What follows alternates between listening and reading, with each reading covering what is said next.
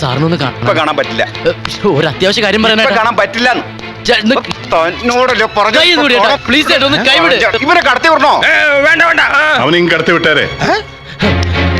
Sir Ganga എവിടെ sir? ഉത്തരേന്ത്യയിൽ. ഉത്തരേന്ത്യയിലോ? ഹിമവൽ സാനുക്കളിൽ നിന്നും ഉത്ഭവിച്ച് പഞ്ചാബ്, ഹിമാചൽ, ഉത്തരാഞ്ചൽ, അരുണാചൽ എന്നീ പ്രദേശങ്ങളുടെ ഒഴുകി ഒഴുകി അഴുകി ഒടുവിൽ ഈ പഞ്ചായത്തിൽ വന്ന് പതിക്കും. എന്താ സാർ, തെറ്റാണ് ഞാൻ ചെയ്തത്. എനിക്ക് മാപ്പ് തരണം. ഗംഗ അവള് സുരക്ഷിതയാണെന്ന് മാത്രം എനിക്ക് അറിഞ്ഞാൽ മതി. എന്റെ മോളെ സംരക്ഷിക്കാൻ എനിക്കറിയാം. എനിക്ക് അവളൊന്ന് കാണണം, കാര്യങ്ങൾ തുറന്നു പറയണം. പെട്ടി മോഷ്ടിച്ച കഥ പറയാനായിരിക്കും.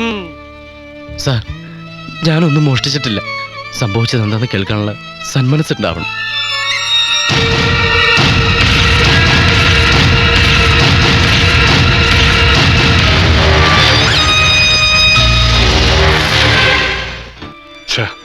നിന്നെ ഞാൻ വല്ലാതെ തെറ്റിദ്ധരിച്ചു.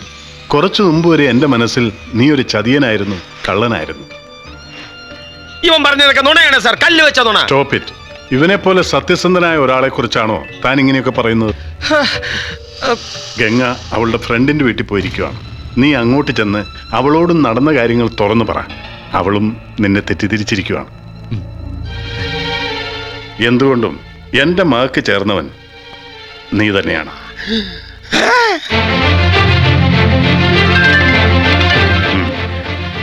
നിൽക്ക്.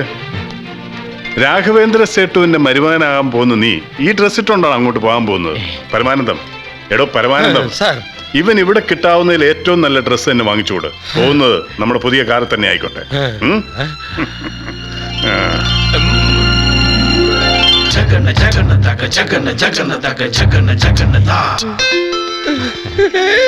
കോളടിച്ചല്ലോ മരുമകൻ.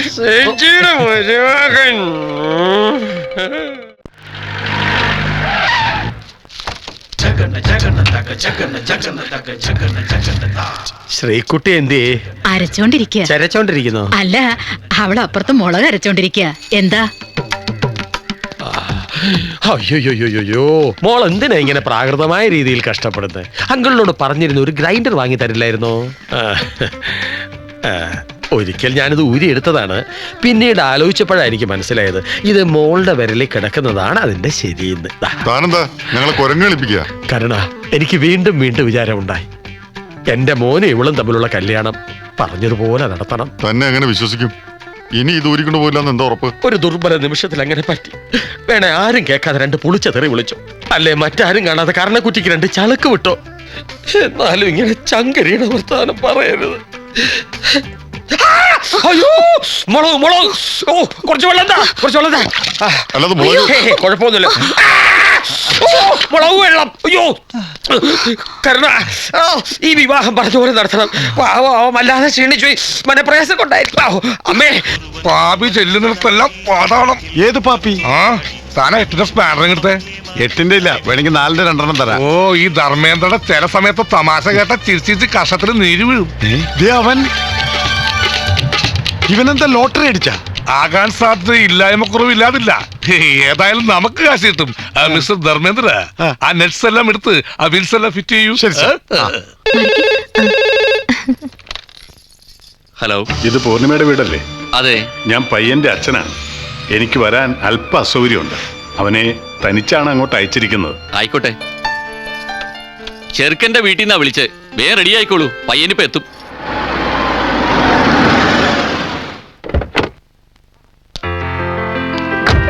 വരണം വരണം.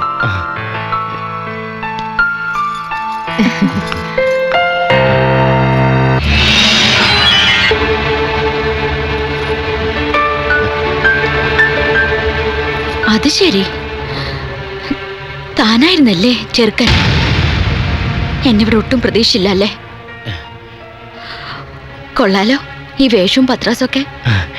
എല്ലാം ഗംഗയുടെ ഡാഡി. വേണ്ട, ഇറങ്ങടെ ഓടുന്ന. എന്താ മോളെ? ഈ കള്ളനെയാണോ മകൾക്ക് വേണ്ടി കണ്ടെത്തിയത്? ഗംഗ, നീ എന്തൊക്കെയാ പറയണേ? ഇവനെ വിശ്വസിച്ച് എന്റെ ഡാഡിയെ പോലും മറന്ന് കൂടെ ഇറങ്ങിപ്പോയവളാ ഞാൻ. ആ എന്നെ ചതിച്ച് കാശുകാരനായപ്പോ വലിയ സ്ത്രീധനവും പുതിയ ബന്ധുവൊക്കെ അന്വേഷിച്ച് ഇറങ്ങിയിരിക്കല്ലേ. ചതിയനാ നീ, ചതിയൻ. ഗംഗ, ഞാൻ പറയുന്നു ഒന്ന് കേക്ക്. നീ എന്നെ ആകെ തെറ്റിദ്ധരിച്ചിരിക്കുക. അന്ന് എന്താ സംഭവിച്ചത്? വേണ്ട, നിന്നെ അന്നേ പോലീസിൽ ഏൽപ്പിക്കേണ്ടതായിരുന്നു. മേലിൽ ഇത്തരം വേഷം കെട്ടലായിട്ട് എന്റെ അടുത്തോ എന്റെ ഫ്രണ്ട്സിന്റെ മുന്നിൽ വരരുത്. ഗംഗ ഗംഗ ഞാൻ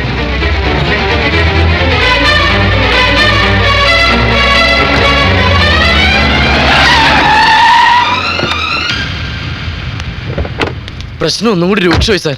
ഞാൻ പറയുന്നത് കേൾക്കാൻ പോലും അവള് നിന്നില്ല. അപ്പോ അവക്ക് നിന്നെ വേണ്ട എന്നർത്ഥം. പരമാനന്ദം, കാറിന്ന പാക്കറ്റിംഗ് എടുത്തേ. ഇനി നീ ഒരു കാര്യം ചെയ്യ്. ഈ ഡ്രസ്സും വാച്ചും മോതിരവും മാലയൊക്കെ ഒന്ന് ഒരുക്കി.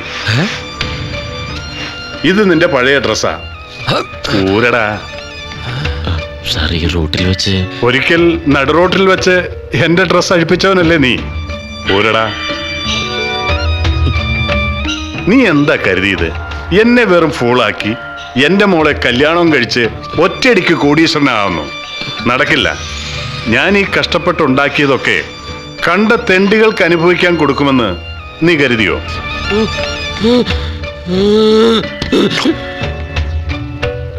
പരമാനന്ദം, എടോ പരമാനന്ദം, എന്ത് നോക്കിക്കോടോ?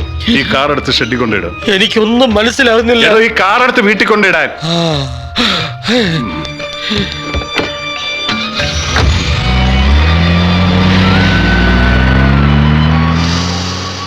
ഈശ്വര, ഞാനിങ്ങനെ ഒരു കോമർ കഴുതയായി പോയല്ലോ. തിരിച്ചറിവ് നല്ലതാ. തിരിച്ചറിഞ്ഞടാ ഇവിടുത്തെ ചെക്കന്റെ തനിനിറം.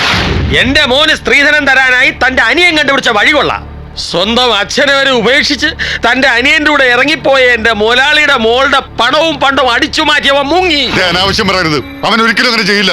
ഇയാൾ ഈ കല്യാണം മുടക്കാൻ വേണ്ടി ഓരോരോ അടവായിട്ട് കാക്കിട്ട് ഇറങ്ങിയിരിക്കുക. നമ്മുടെ ഹരീഷ്ണൻ വലിയ പണക്കാരനായി. അവൻ ഭയങ്കര സ്റ്റൈലില് പുതുപുത്ത കാറിൽ ചീറിപ്പാഞ്ഞു പോണ ഞങ്ങളെ ഉണ്ട് കേട്ടോ. ഇപ്പോഴും വിശ്വാസമായില്ലേ? സഹോദരൻ വഞ്ചിച്ച പെൺകുട്ടി സംസാരിക്കേ. ഹലോ, ഞാൻ ഹരിയുടെ ഏട്ടനാ. അവനെ കുറിച്ച് കേട്ടൊക്കെ സത്യമാണോ? അതെ, സത്യമാണ്. ഇനി ഇതിന്റെ പേരിൽ എന്നെ ആരും വിളിക്കരുത്. ഇപ്പൊ ബോധ്യായല്ലോ. ഇനി എന്തിനാ 3 പവന്റെ മോതിരോട്ടോണ്ട് നിൽക്കുന്നത്? അതെങ്കിൽ ഊരി തന്നെ മനസമാനോട്ട് ഉറങ്ങട്ടെ. വരട്ടെ, മദറില്ല.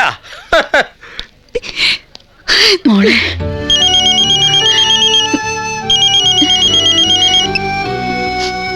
Hello hello.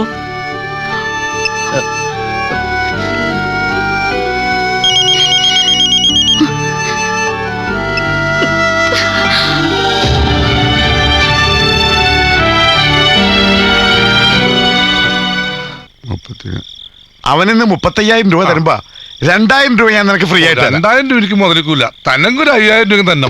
എന്നാ ഒരു 3,000 രൂപ തരാം. ധർമ്മേന്ദ്ര വാക്ക് മാറ്റരുത്. ഓ, ഇപ്പോഴെങ്കിലും എന്റെ പേര് കറക്റ്റ് ആയിട്ട് പിടിയിട്ടില്ല. കാശ് തരാന്ന് പറഞ്ഞ ഞാൻ തന്നെ അപ്പാന്ന് വരെ വിളിക്കും. അതിന് നിനക്ക് അപ്പനണ്ട.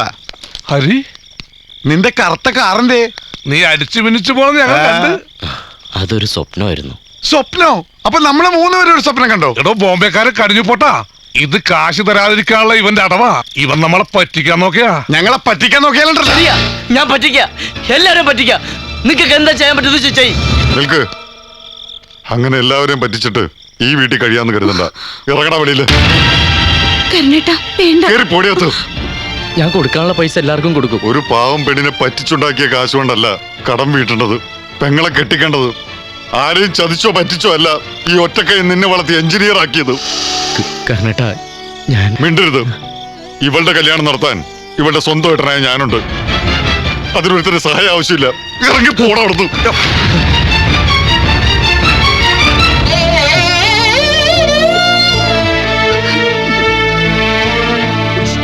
മോനെ ഹരി, നീ ഒറ്റക്കല്ല, ഞങ്ങൾ 2 പേരും നിന്റെ ഒപ്പമുണ്ട്.